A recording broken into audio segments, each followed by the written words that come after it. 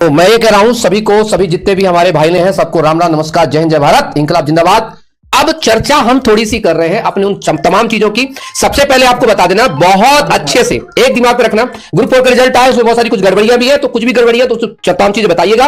एक बच्चे ने फोन किया कि सर एप्लीकेशन फॉर्म जब भरते समय मैंने वो पोस्ट प्रेफरेंस डाला ही नहीं, अब मेरे पास प्रूफ रखा है, लेकिन मुझे जबरदस्ती पोस्ट दे दी गई। ये गलत है। अगर ऐसा चीजें हैं तो तुरंत जाकर के सबसे पहले आवेदन दीजिए। आपको पता है मेरी 3-4 चीजें हमेशा याद है। पहला याद रखना जिंदगी का, पहले मुलाकात फिर बात, आवश्यकता पड़ने पर दे जूते दे लात। ठीक है, तो इसका मतलब सबसे पहले बात करो, जाकर के वहां पर बात करो, व्यापम को जाकर बताओ कि भाई हमारे पास समस्या इस चीज की है, नहीं माने तो फिर कोर्ट की लाभ से उसको सही करो। ठीक है, पहला काम। दूसरा काम, जितने भी लोग हैं जो डॉक्यूमेंट वेरिफिकेशन के लिए जाएंगे, उनके पास कोई भी अगर समस्या आती है, छोटी मोटी समस्या, डेट ऑफ बर्थ की समस्या, रोजगार पंजीयन समस्या, तो एक ही नाम मेरी जान रखना दिमाग में, उसका नाम है दिनेश सिंह चौहान। ठीक है, तो ये दिमाग, ठीक है भाई अगर तुम एक छोटी छोटी चीजों से अगर भगाए ना और तुमसे पूछा जाओ क्या कर लोगे, तो बच्चों को एक ही चीज बताते हैं, चौहान सर बताते हैं क्या कर लेंगे। ठीक है, 2 मिनट बातें बता। ठीक है, तो इस बात को दिमाग में रखेंगे आप लोग।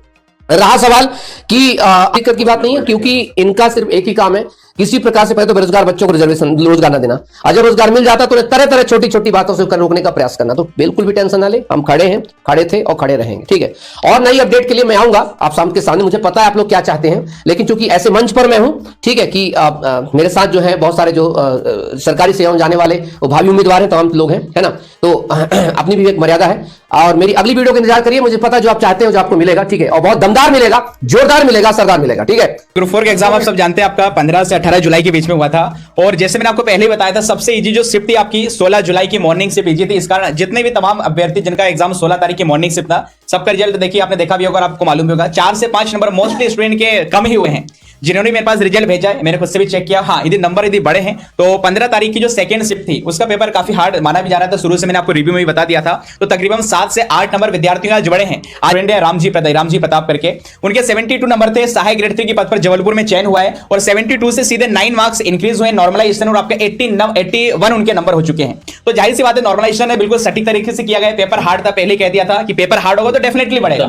100 नंबर का पेपर होगा तो 8 से 10 नंबर बढ़ जाते हैं। 200 नंबर का पेपर होता है तो 15 से 12-15 नंबर बढ़ना स्वाभाविक है आपका। तो इसमें ये नहीं कह सकते नॉर्मलाइजेशन करके कोई घोटाला कर दिया है या फिर हमारी नंबर क्यों कम है। उस शिफ्ट में लगभग इस बार ग्रुप 4 के आप टॉपर की बात करें तो बिल्कुल फेयरली रिजल्ट आया है। जैसे मैंने पहले भी बताया था, हाईएस्ट 86 के समथिंग हमने सुना है, तो 89 के मार्क्स आए हैं, और 89 भी वो नॉर्मलाइजेशन में बढ़े होंगे। ऑन स्क्रीन जरूरी नहीं है कि जो टॉपर के 89 आप मार्क्स देख पा रहे हैं वो जरूरी है। अच्छा देखिए, जिनका चयन नहीं हुआ है, हो सकता है आपकी वेटिंग आने वाले टाइम में क्लियर हो जाए, क्योंकि पटवारी में कई सारे बच्चों का सिलेक्शन हुआ है, उनका भी सीपीसीडी था, क्योंकि पटवारी में सीपीसीडी वाली पोस्ट बहुत सारी थी, तो हो सकता है आपकी वेटिंग क्लियर हो जाएगी। और देखिए ग्रुप 4 भर्ती फिर से आ रही है इस बार, ये सबसे बढ़िया है।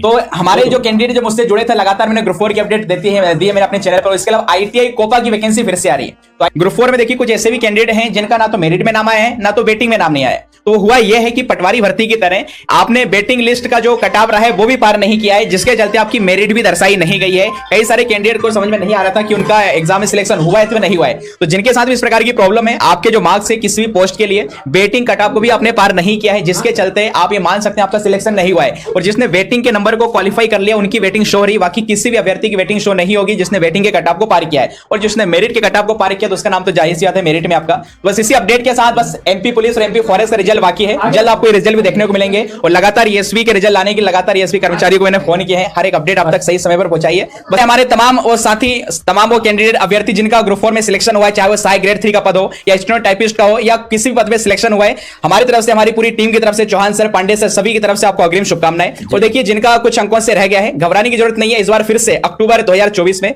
ग्रुप 4 की भर्ती प्रस्तावित है टेंटेटिवली, तो आप फिर से तैयारी कीजिएगा, क्योंकि इस साल इतने सारे एग्जाम के रिजल्ट एक साथ आ रहे हैं, तो वेटिंग भी आपकी क्लियर होगी। और इसके अलावा आगे आप तैयारी करेंगे तो सिलेक्शन आपका जरूर होगा। चौहान सर या कोई भी हो, सब हम आपके साथ पहले भी खड़े थे। जब रिजल्ट नहीं आ रहे थे तब भी हमने आंदोलन किया था, भर्ती कैलेंडर को लेकर भी हमने आंदोलन किया था। तो कहीं ना कहीं सफलता वो दिखाई दे रही है। एकमात्र फॉरेस्ट का रिजल्ट बचा है, तो हो सकता है इस हफ्ते उसका शुद्धि पत्र जारी हो जाएगा, उसका भी रिजल्ट क्लियर हो जाएगा। इसी के साथ वाणी को विराम देते हैं।